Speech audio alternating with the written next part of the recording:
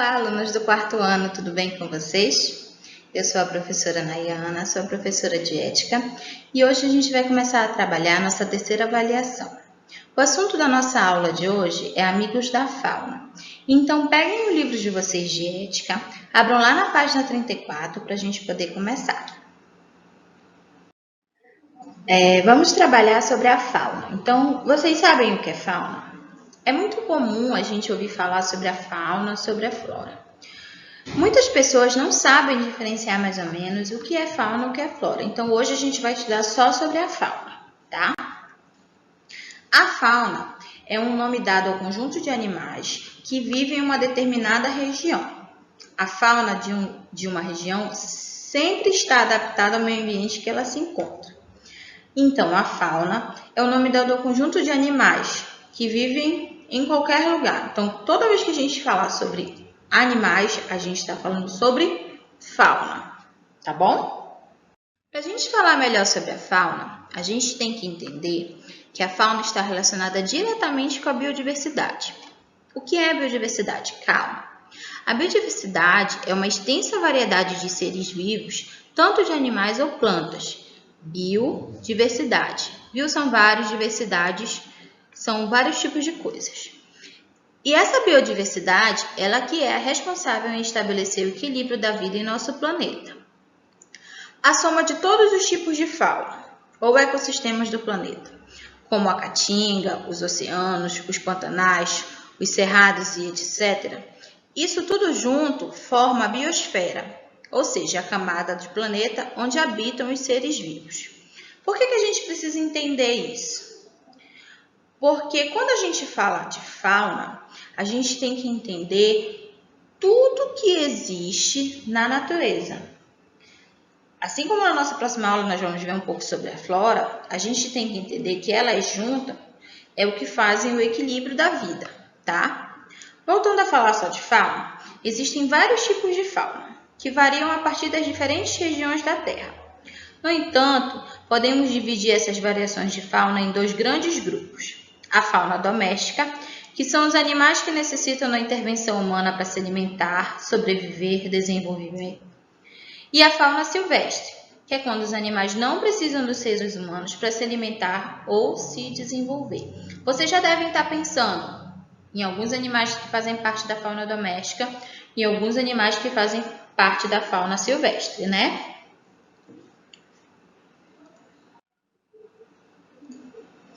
Há muitos anos existe o comércio de animais, a exploração da fauna mundial. Antigamente, bem antigamente, haviam as caçadas de animais apenas por diversão. Grupos se reuniam para caçar animais em prol de se divertir, né? E até então não fazia mal tanto assim para o equilíbrio ecológico. O problema é que essa ação humana começou a ficar muito violenta. E assim, eles desencadearam um desequilíbrio ecológico, o que levou à extinção de muitos animais. Começaram a ser caçados animais demais e tirado eles de forma brusca da natureza. A fim de controlar esses impactos provocados por essas ações humanas e impedir a perda da biodiversidade, foi criado o Sistema Nacional de Unidades de Conservação da Natureza. Dentro de suas principais normas e procedimentos está a criação e a administração de unidades de conservação. Essas unidades são chamadas de áreas protegidas e são inclusive conhecidas no âmbito internacional. Então, o que aconteceu? Como começou a ter muita caça ilegal, começou a entrar em risco a natureza, os animais que ainda estavam na natureza, foram criados programas de proteções para os animais. No mundo inteiro existem esse tipo de programas. No nosso livro, fala da Sociedade Protetora dos Animais. Foi o primeiro grupo que se colocou em público para a defesa dos animais. E quando a gente defende os animais, quando a gente defende a natureza, nós nos tornamos amigos delas. Aqui no Brasil, o controle ambiental ele é feito pelo Instituto Brasileiro do Meio Ambiente e dos Recursos Naturais Renováveis. Então, vocês já devem ter ouvido falar neles como o IBAMA. O IBAMA ele tem como objetivo fiscalizar todo o meio ambiente, além de proibir a venda dos animais, a criação dos animais silvestres em casas de família e proibir também a caça ilegal, a pesca ilegal, toda essa parte ilegal que faz parte do meio ambiente. Olha só, as ações como o desmatamento e a poluição dos habitats naturais provocam a extinção ou a perda gradual da biodiversidade. Lembra que quando eu estou falando de biodiversidade, eu estou falando não só de animal, como eu também estou falando dos vegetais. Além do desmatamento, a invasão de espaços silvestres, poluição do solo, das águas, da atmosfera e queimadas podem ser agravantes para as várias espécies de animais. Imagina como é que o animal vai conseguir viver na floresta se está sendo desmatado, se está sendo queimado, se está sendo invadido, se está sendo poluído. Isso tudo está prejudicando muito a natureza. Então, defender a fauna para que haja um equilíbrio nessa natureza e para que a vida seja respeitada é não só um ato de cidadania, mas é um ato de solidariedade, de consciência, um ato de bondade, é algo que nós devemos fazer. O dever de cada cidadão é respeitar e preservar a natureza e colaborar para que não haja exploração, muito menos a sua extinção. Então me respondam, que atitudes devemos ter para defender a fauna? Bora lá, vamos pensar? Eu vou botar algumas atitudes que fazem todas as diferenças. Olhem só. Não retirar um animal da natureza. Lá é a casa dele, onde está a sua família e onde ele tem tudo o que precisa para viver.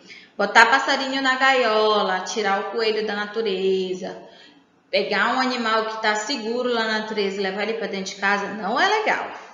A não ser que ele precise de um ser humano, que é o caso do cachorro, do gato, né? Quais são os outros? Vamos pensar lá. 2. Não comprem animais silvestres. Você poderá estar contribuindo com o tráfico de animais silvestres, além de agressão ao meio ambiente. Isso pode acabar com os ambientes onde vivem os animais silvestres.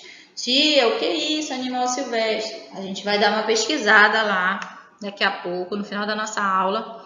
Uma das pesquisas que vocês vão fazer são quais são os tipos de animais silvestres, quais são os tipos de animais domésticos. Mas vamos, por exemplo, já pensou você comprar um leão? Onde você vai botar um leão? Dentro de casa? Então, não pode comprar. Outra atitude legal de ter.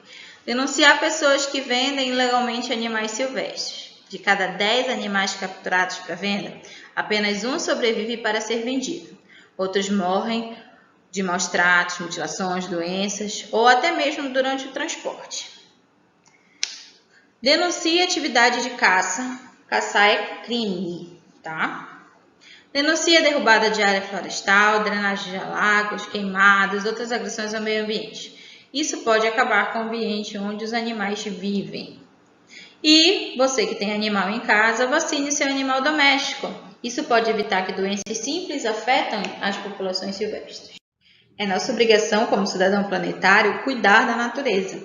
Então, cuidar da fauna também faz parte da nossa educação. É a gente que tem que ter cuidado com muitas coisas, principalmente com os animais, né? Porque eles fazem parte da cadeia alimentar, mas principalmente eles fazem parte da nossa natureza.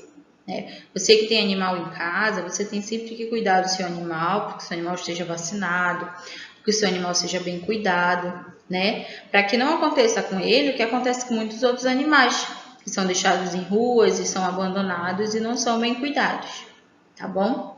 Vocês têm uma atividade para fazer do livro lá na página 35 e na página 36, e eu vou deixar uma atividade em anexo de pesquisa aqui na nossa aula de hoje na Proesc, tá bom?